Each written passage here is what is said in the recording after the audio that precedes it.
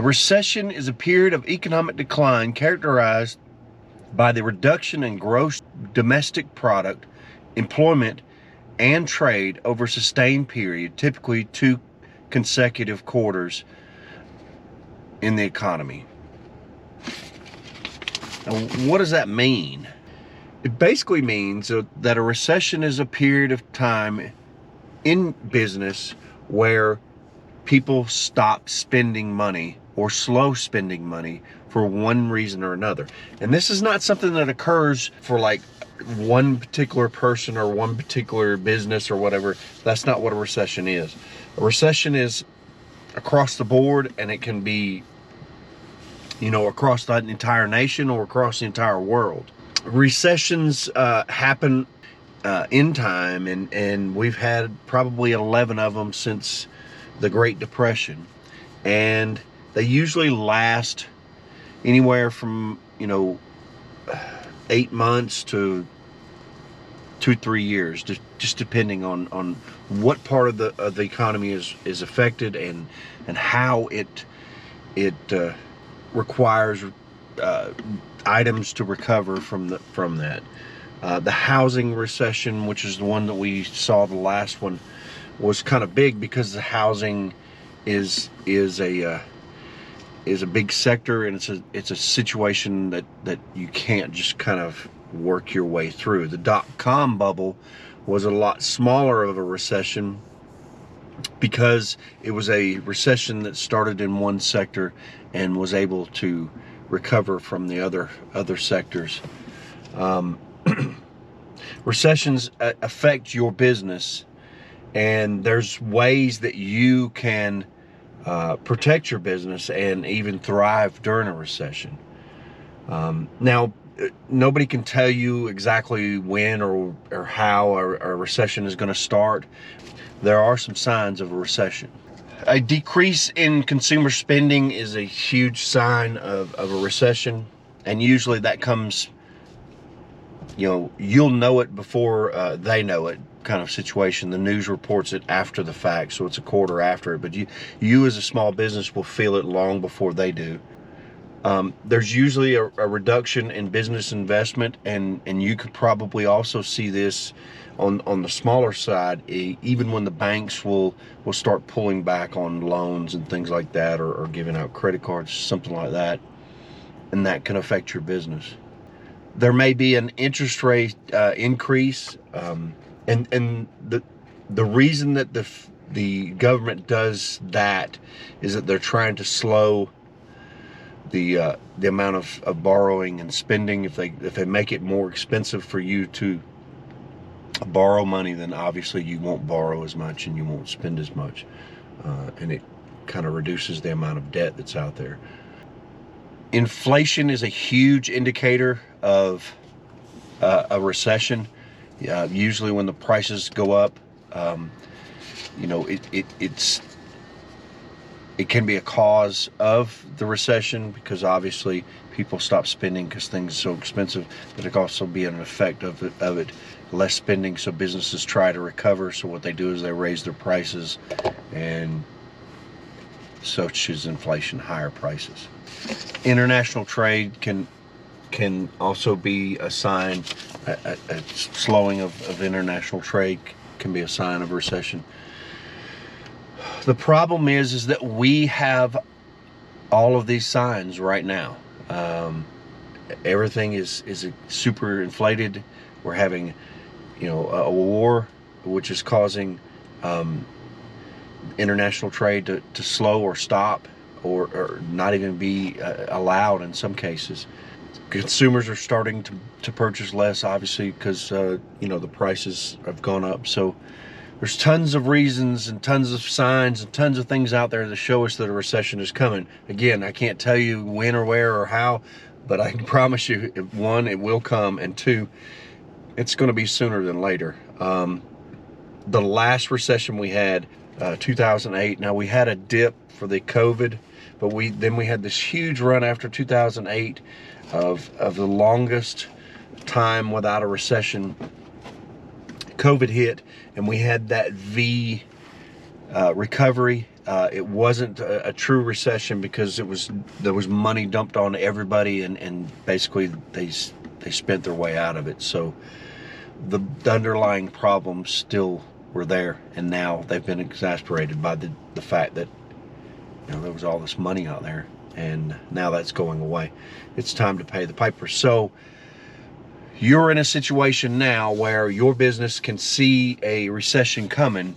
What do you need to do, and how do you need to prepare for it, and how do you need to act once a recession is in full swing?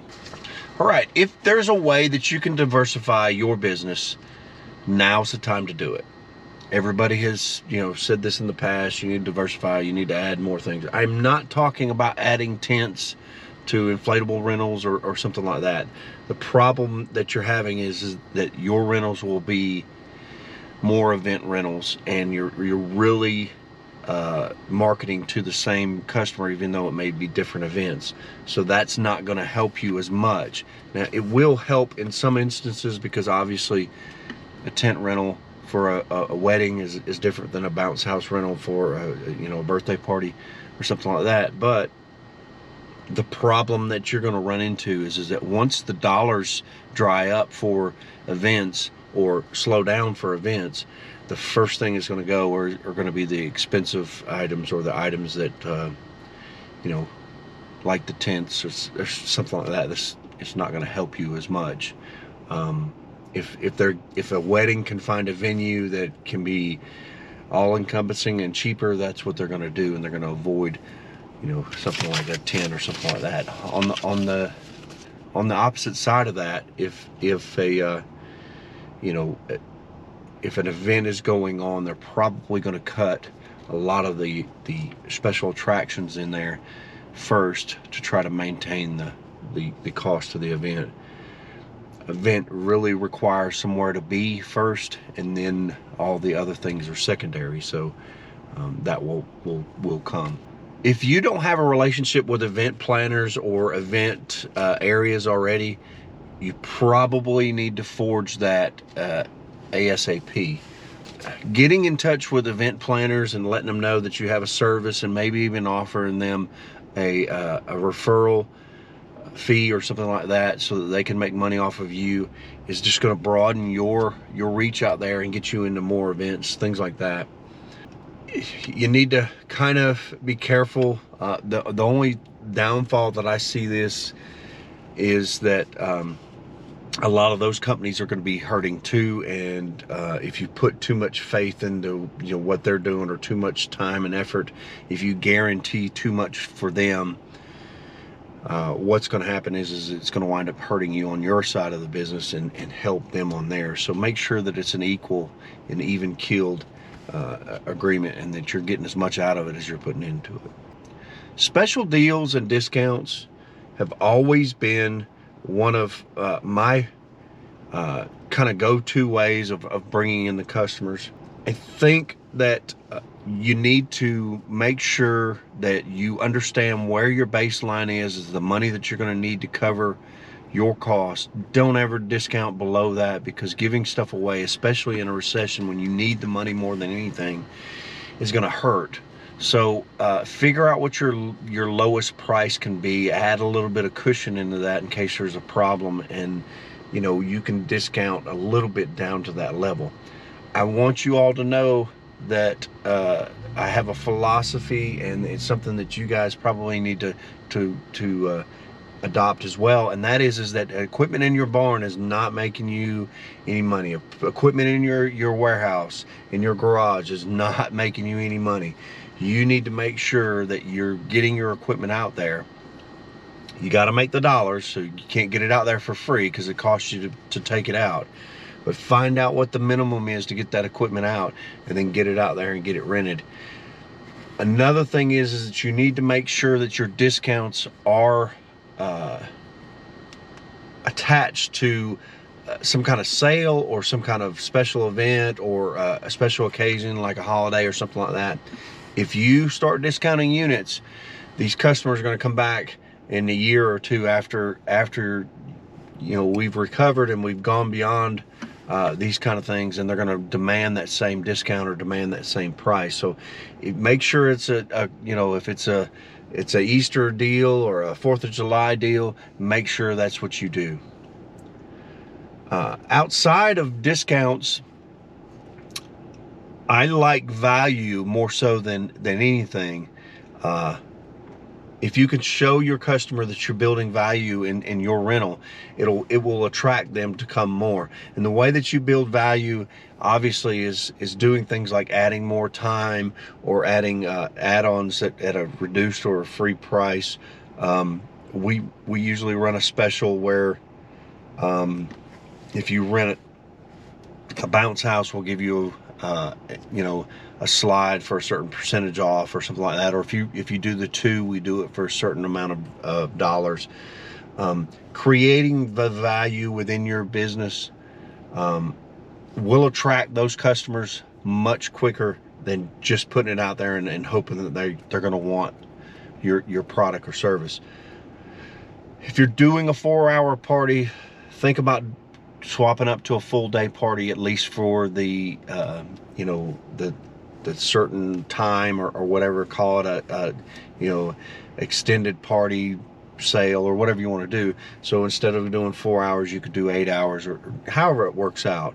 And again, you don't want to do this if you're needing those equipment to go out more than once, whatever, but you do, and you have the ability to make that equipment go out more than once. But you do want to do it if that stuff is sitting in your warehouse and is not being rented. Get it out there, because that's the way that you make money, is to get it out there. Adding that value is the way that you bring them in. You need to make sure that you are managing your costs. Don't make any large purchases, especially stuff that's going to be financed, if you're going to need those funds to go into the season. If you go out and buy a new truck, right now the trucks and the vehicles are sitting at their highest point on the lots. So you spend those extra dollars on the truck, and then you get into the season and you lose business, it goes down. That brand new truck is not doing you anything. It's sitting in your driveway looking pretty, but it is not making you money. And I don't care what anyone tells you. I don't care how many of the truck salesmen get behind you and tell you, oh no, a truck is an asset, a truck is an asset. A truck is a liability. It costs you money. You don't make the money off the truck, you make the money off the equipment. And if you are waiting, for a sale and looking at a pretty truck, you're not making any money. It's a tool. It allows you to do the rental. I understand you got to get the product to the customer, the whole 9 yards, but you need to also understand that there's a right time and a wrong time. If a recession hits and the sales drop on those trucks, those prices will also drop, and you'll be in a good position to pick that up. So if you've got the money or you have the credit or whatever and you're waiting on that, just wait until it gets to the point. Don't make those large purchases now. On slides or inflatables or tents or stuff like that, if you're buying to fill the need, then buy it. If you're buying simply because you want to pad your inventory, now is not the time to pad your inventory. Again, the units are at the highest price that they've been in a long time, and once a recession hits, they'll start discounting the pieces as well. I'm not trying to add to the heartache of anyone out there, especially my friends in the manufacturing side of it, but I am going to tell you this: and especially if you finance this equipment and it's not moving, it's sitting in your warehouse, it is costing you money. So make sure that you only make a big purchase if it's something that you absolutely need. You need to make sure that you take care of your customers. Now, I've got some pretty large customers that are with churches and with big companies and things like that, and I can pick up the phone and call them and say, hey, let's make some plans for some events later on this year, and they'll sit down with me and they'll come up with some ideas on some stuff that they need and things like that. You need to make sure you're fostering these relationships and you're taking care of them, because those are the ones that when you really need the rental, you'll be able to call them up and say, hey, I need this rental, and that they'll be able to get you through. I have a church I'm a member of. It's a large church. They've been really great. When we had the COVID, they intentionally put a program together where they were calling small businesses, the members of the church, and they were also, telling the congregation to call the small businesses and support them so that they can stay in business. And I got several rentals from the church and from church members, simply because they were doing that kind of stuff. So make sure you hold on to those relationships and treat them well, and they will take care of you as well. Also, don't be afraid to expand outside of your little area. If you normally go 20 miles, think about going 30 miles in a radius as far as your delivery or something, because it's going to get to the point where you're going to need an expanded customer base just so that you can fill the numbers. I do want to caution you, you don't want to get in a situation where you're discounting units and driving further distance and then not equating that into your price. Because if you're spending money on gas and time there and back, it's going to hurt if you're not making the appropriate amount of money, and you can get to the point where it's actually going to cost you money. If you go 30 miles to deliver and back, and then 30 miles to pick it up and back, you've just gone 120 miles for one unit. And in a vehicle that's getting 20 miles to the gallon, you're doing 120 miles. That's 6 gallons at $4 a gallon. You can see right now you're starting to rack up some cash. At $25 simply for you to put gas in the vehicle, not including brakes and oil and the whole 9 yards, take it out there and back. $100 rental, you're $25 in before you even do anything. You haven't paid your labor, you haven't done anything. So think about that. Think about what you're going to need to make the money in the whole 9 yards. So don't discount the ones that you're having to drive to. Keeping that kind of fostering of your customer base in mind. If you have networked with local businesses in your area, a good way for you to make it through the recession is to go into some bartering circumstances with these businesses. If you got a guy that does your oil changes, and you can let him do 2 or 3 oil changes for a bounce house rental, what you're doing is maintaining your vehicles and taking care of your business and covering the costs without coming out of your pocket. So look into bartering with some of these businesses that you've networked with or continue to network with, and try to lessen the cost on your side. If you got a big slide, you need a new set of tires, or 2 tires or something like that. If you got, however it works, think about that. Or maybe even if there's a local restaurant and, they want to feed your guys, if they'll give you X amount of meals and you can use that as kind of vouchers for your guys as either a bonus or something like that instead of paying cash, that will help.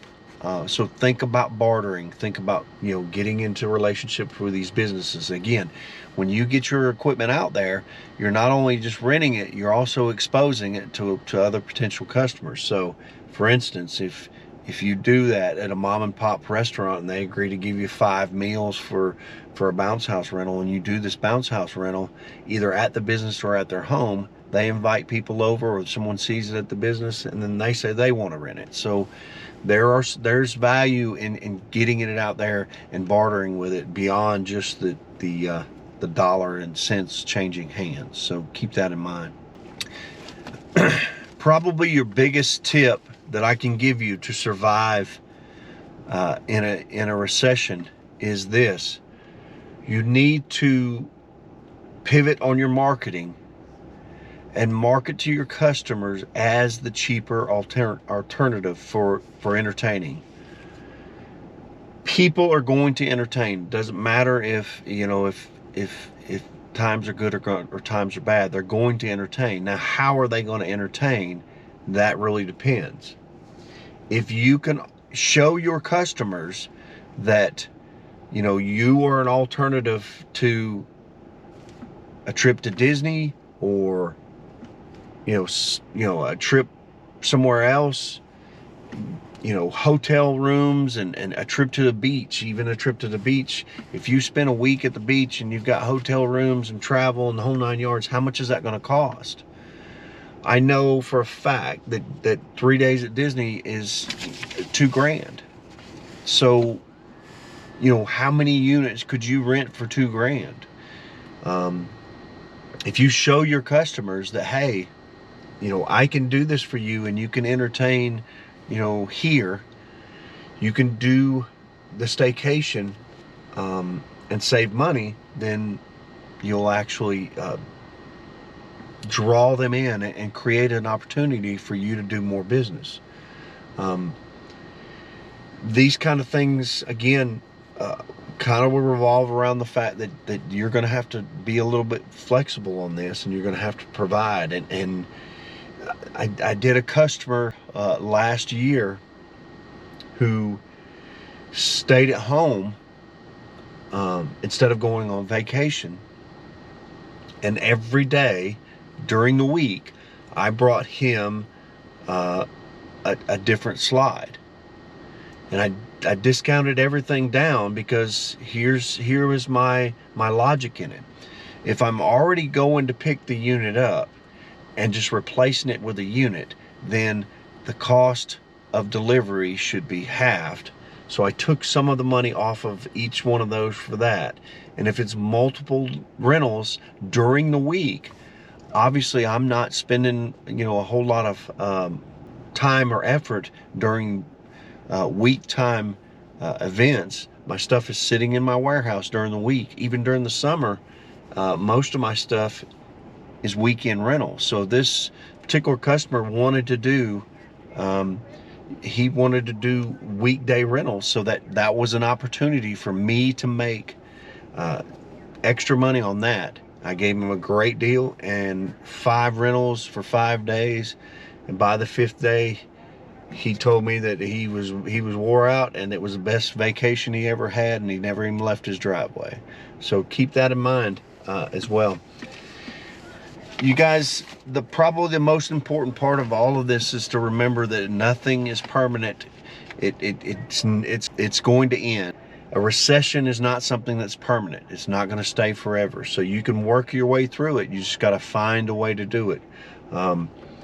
Make sure that you're consistent. Make sure that you keep doing the things that you're doing. Don't give up on things that make your business. If you start getting in a pinch, the worst thing you could do is back away from marketing.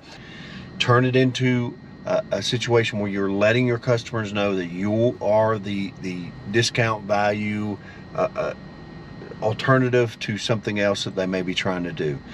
Don't take away from something that you're going to need to make you money. Market. Do not shy away from that. Also, what you probably should be doing is, with your spare time, look at some of the free options for marketing, and you do that yourself. Things like Marketplace, things like Twitter, all the social media sites where you can be making money simply by being responsive to the customers and working it full-time live. So stay with it, guys, and you're going to make it through it, I promise. If you like these videos, please go ahead and give me a subscription. I would love to continue to do this kind of stuff, but I need your support. I need those subs. I need those likes. I need those little bells so that you know when the new stuff is coming out and you can spread the good word. I really appreciate you, and I love doing it. So we'll see you next time.